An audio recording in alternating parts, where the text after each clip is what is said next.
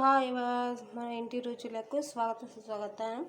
బాగున్నారా? ఈరోజు పెసరపప్పు సగ్గు బియ్యం పాయసం చేస్తున్నాను. దీంతో పెసరపప్పు తీసుకుని గ్లాస్తో 2 నానబెట్టి కుక్కర్ వేసాను. ఉడికింది చూడండి.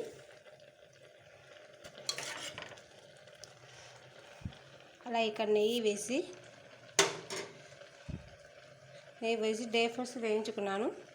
సో అవి ఫ్రెండ్స్ షుగర్ సిరప్లో పెసరపప్పు పెసరపప్పును కుక్కర్లో వేసాను కాబట్టి ఉడికిన పెసరపప్పుని షుగర్ సిరప్లో వేసాను.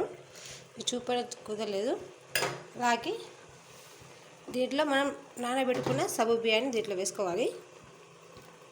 మరి ఉడికితే సంబంధం లేదు ఫ్రెండ్స్, నానబెట్టినాం కాబట్టి దీంట్లో వేస్తే తొందరగా ఉడికిపోతాయి. 2 గ్లాసులు పెసరపప్పు తీసుకుంటే 1 గ్లాస్ సగ్గు బియ్యం తీసుకోండి. ఇంకా కొంచెం సగ్గు బియ్యం ఎక్కువ తినకుండా కొంచెం ఎక్కువ వేసుకోవచ్చు. లేదు మాకు అంత ఇష్టం ఉండదు సగ్గు బియ్యం ఎక్కువ తినము అనుకుంటే కొంచెమైనా సగం వేసుకోవచ్చు. నాకు సగ్గు బియ్యం అంటే చాలా ఇష్టం, అందుకని కొంచెం ఎక్కువనే వేశాను.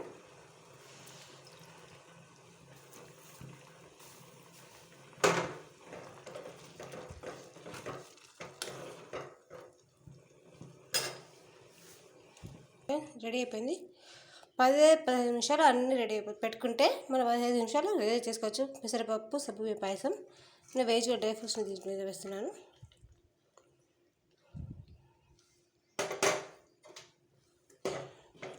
మీరు ఇలాగ వద్దు మనకు అనుకుంటే పాలు వేయనా వేసుకొని చేసుకోవచ్చు. నేను పాలు వేయలేదు దీంట్లో.